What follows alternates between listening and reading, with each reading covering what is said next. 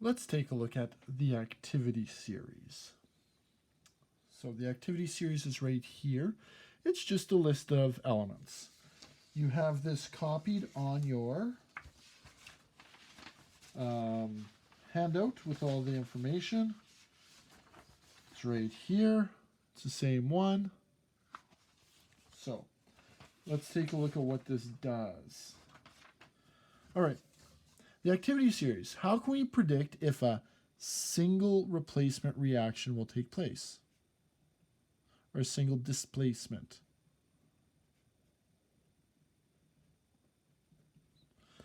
So that's what we're trying to do. We're trying to figure out if a single displacement reaction will take place.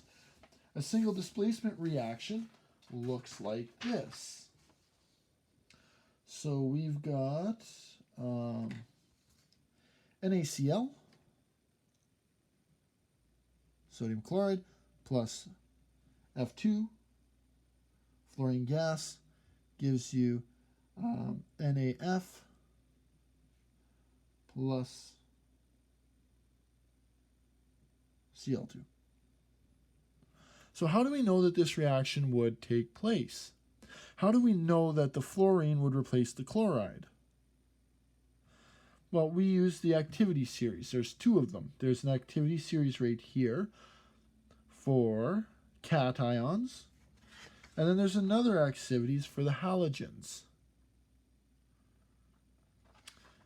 Right, so now we're going to start with the activity series of metals. It's a ranking of the reactivity of metals relative to each other. The most reactive metals are at the top. So lithium, potassium, barium, calcium, sodium, these are your most reactive metals. These guys are rare to find on their own. You don't find lithium on its own in the environment anywhere because lithium on its own will react with something else. So most of these guys you don't find on their own. The least reactive metals are at the bottom. These guys don't react with other things. Take a look down here. Platinum, gold, silver, mercury. These guys, you're more likely to find them on their own in nature. You can find gold bars, gold nuggets, large chunks of gold by itself.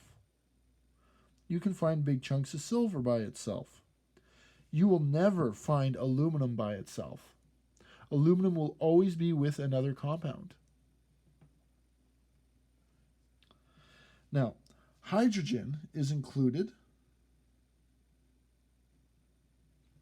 in the series, even though it's not a metal, because it forms a positively charged ion like a metal. This makes it easier to predict which metals will react with acids and water, because in an acid is a hydrogen ion with an anion. So one element can displace elements below it from compounds in solution, but cannot displace elements above it. So compounds in solution, that means dissolved in water. So if we take something like zinc chloride, and we dissolve the zinc chloride in water, then we drop some sodium in it. The sodium's higher up, so because it's higher up, it will replace the zinc, and the sodium will go with the chloride. You'll have sodium chloride, and the zinc will be left alone. Okay, so hydrogen's right here. The farther two elements are apart, the more likely it is that the displacement will occur quickly and violently. So higher up, more likely to occur quickly. Okay, now we have these things on the sides here, which kind of tell us some things. So everything from silver on up reacts with oxygen, which is what makes gold such a good thing to put on exposed surfaces, because it won't react with oxygen. It will just stay perfectly golden. Anything from lead up will react with dilute acids. So lead up will react with dilute acids. So anything above the hydrogen. Anything from the sodium up will react with water. You drop her in water, it'll react, it'll replace a hydrogen ion from the water. These guys up here are expensive. You need to extract them by electrolysis. That's why at one point in time, aluminum was worth more than gold. Before they discovered how to do this and they had cheap electricity, aluminum was much harder to get than gold. Because you never found aluminum by itself. You always found it with other chemicals, and then you had to use electrolysis to get it apart, which was not something that was easy to do back 200 years ago. But gold you can find by itself. These guys you can extraction by metal oxide reduction with carbon or carbon dioxide. So these guys are inexpensive. These guys are expensive just because they're rare. They don't exist very much. All right, so let's take a look. Here's some practices.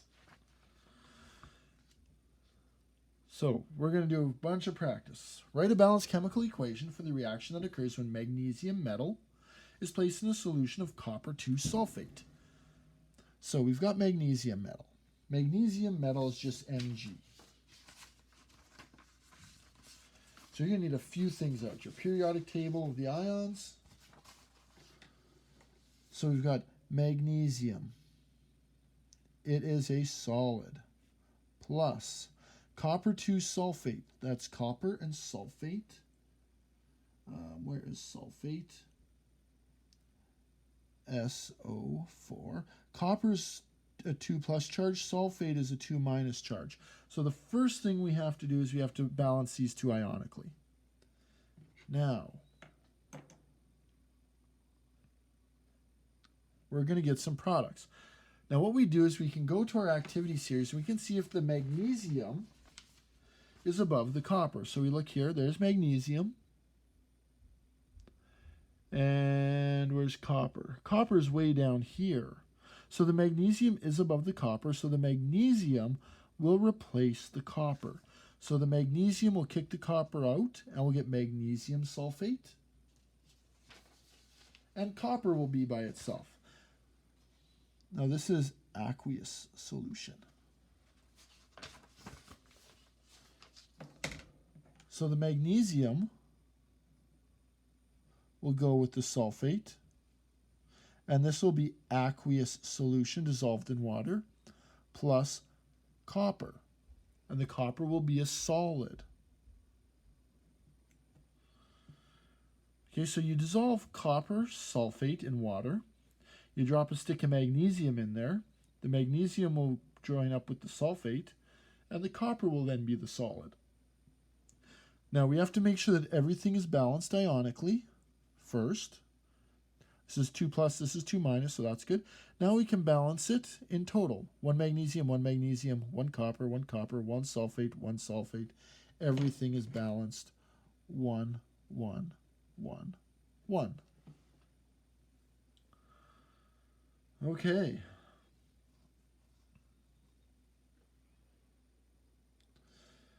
Now, so we're going to write the balanced chemical equation for the reaction that occurs when lead is placed in zinc nitrate solution. So we got lead, Pb. And that's going to be a solid. So we got a solid chunk of lead. Plus zinc nitrate, Zn. And nitrate is NO3. And NO3 is a 1 negative. And zinc is a 2 positive. So to ionically balance this, we need 2 nitrates. We are going to get the lead and the zinc. We'll see if they switch spots. So you take out your activity series. It's a lot of flipping around paper now. Is lead above the zinc? Is the lead above the zinc? No, it's not. So the lead will not switch spots with the zinc. No reaction. Lead is not more reactive than zinc.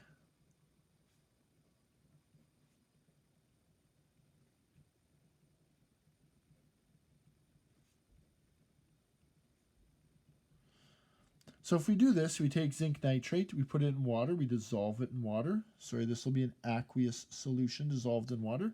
We throw some lead in, nothing will happen. All right, so we're going to try on our own. Use the activity series to write a chemical equation for the following reactions. So you have to determine if they're going to happen. So what you will need to do is pause this video, give this a try. If the reaction takes place, you write it and you balance it. If the reaction doesn't take place, you just write no reaction. So pause it, give it a try, and we will try them together. Okay, so for the first one, we've got magnesium and silver. We go to our chart and we see that magnesium's up here, silver's down here. Magnesium is much higher than silver. It will replace the silver. So our reaction, we're going to get Mg, magnesium. That's a 2 plus charge. NO3. NO3 is a 1 minus charge. So to balance that, we'll need a 2 there. And then that's going to be an aqueous solution. Include those. So that's going to be dissolved in water, plus Ag, silver, which will be a solid. Okay, now we need to balance it. 1 Mg, 1 Mg. 1 Ag, 1 Ag. 1 NO3, 2 NO3. So put a 2 there. Then we need a 2 there. 1, 2, 1, 2. So this reaction took place. All right, so second one, zinc and iron 2 chloride. Well, let's see if zinc's above iron. If zinc is above iron, the reaction will take place. You can see right here, zinc is above iron. The reaction will take place, but it will be very slow because zinc is just above iron. So this will take place.